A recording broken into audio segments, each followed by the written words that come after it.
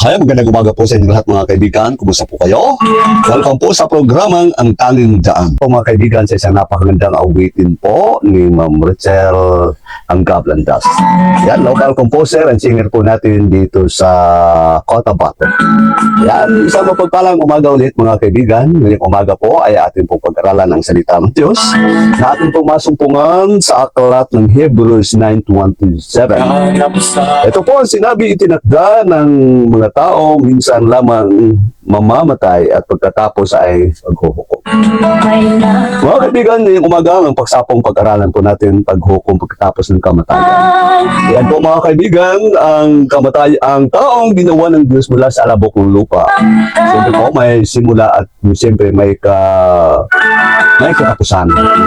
May simula at siyempre may katapusan. Ayon pa sa Ecclesiastes 3:1-2, ang lahat sa mundong ito ay may kanya-kanyang panahon, may kanya-kanyang oras. Ang panahon ng pagsilang at panahon ng pagkamatay. Ito po ang sinabi na ni King Solomon po mga kaibigan, na siyempre po ang tao po ay may panimula at siyempre may katapusan din po mga kaibigan. Ngunit ang banal na kasulatan ay hayag na nagtuturo po sa atin na dapat nating malaman na ang tao po pagkatapos ng kanyang kamatayan ay may paghuhukom. Ay po mga kaibigan, bakit kailangan paghuhukom pagkatapos ng kamatayan? Sa katanungan po, bakit kailangan po haharap ng paghuhukom ang kaluluwa ng isang tao pagkatapos ng kanyang kamatayan dito sa mundong ibabaw? Ito po mga kaibigan, may 3 punto po na ating pag-aralan po ngayong umaga. Okay, bakit haharap ng paghuhukom ang kaluluwa ng sangkatauhan pagkatapos ng kanyang kamatayan? Sapagkat, unang rason po mga kaibigan, binigyan po ng katungkulan ang tao, bawat tao dito sa mundo. Binigyan po ng katungkulan ang bawat tao dito sa mundong ibabaw.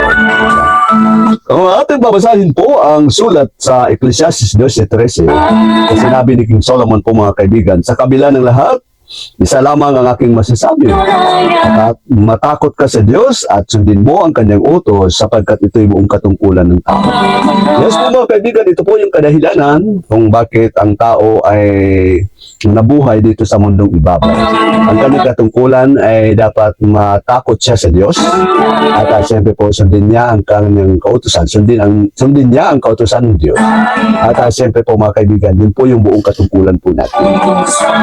Bakit sinabi na dapat tayong matakot sa Diyos?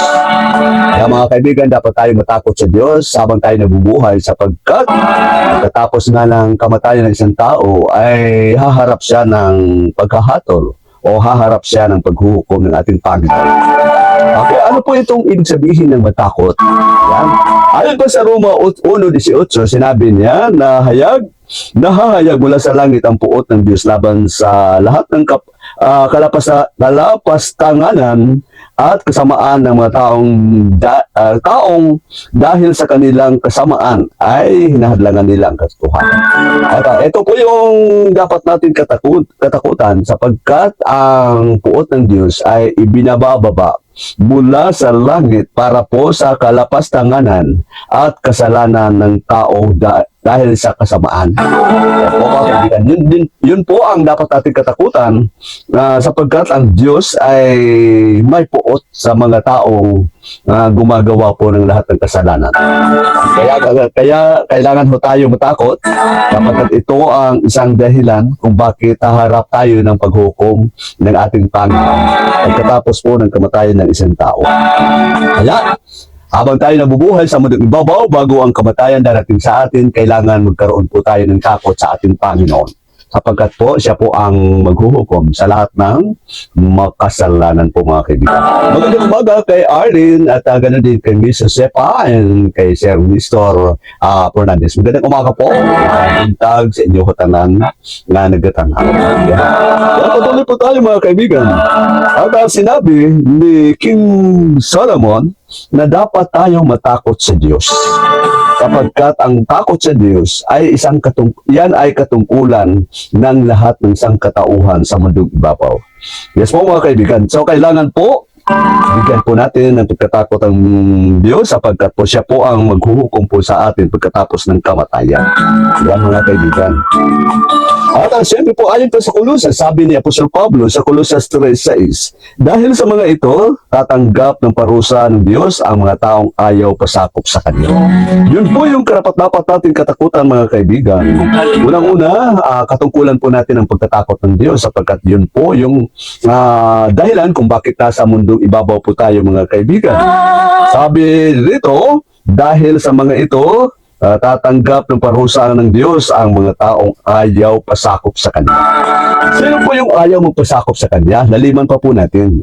Kanina, yung matakot tayo sa Diyos sapagkat ang Kanyang puot ay mula sa langit para laban sa mga taong ayaw magpasakop at gumagawa ng kasalanan. At syempre po, yung ayaw na pasakop sa ating Panginoon ay tatanggap po ng kaparusahan. Sino po yung ayaw magpasakop sa Kanya?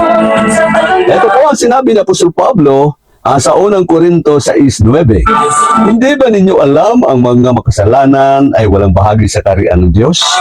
Huwag ninyo dayain ang inyong sarili. Ang nakikiapid, sumasamba ng Diyos-Diyosan, nangangalad niya, nakikipagtalik sa kapwa lalaki o babae, magnanakaw, sakim, ng lalasing, ng lalait ng kapwa o nandaraya ay walang bahagi sa kaharian ng Diyos. Ito po yung mga taong ayaw magpasakop sa ating Panginoon, mga kaibigan kapatid.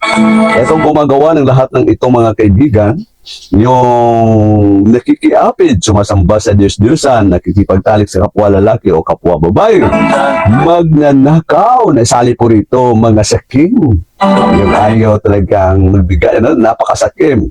Naglalasing. Ayan, kasali po yung naglalasing. Makinig po lahat ng naglalasing, Kasali po ito, naglalasing, ng lalait ng kapwa, nandaraya. Okay, ito po yung pagsusugal po natin.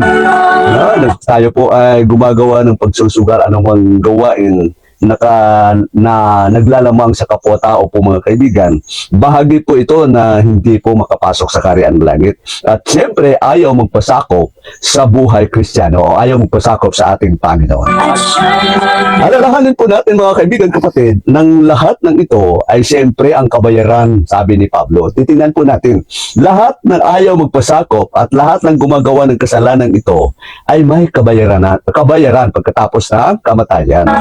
O pagkatapos pagbalik ng ating Panginoon, kung sakaling maabutan tayong buhay na siya'y babalik sa mundong ibabaw o nauna ang ating kamatayan. Ito po ang harapin po natin. Ito, ang kabayaran nito, ano po ba ang kabayaran? Tatanungin po natin si Apostol Pablo.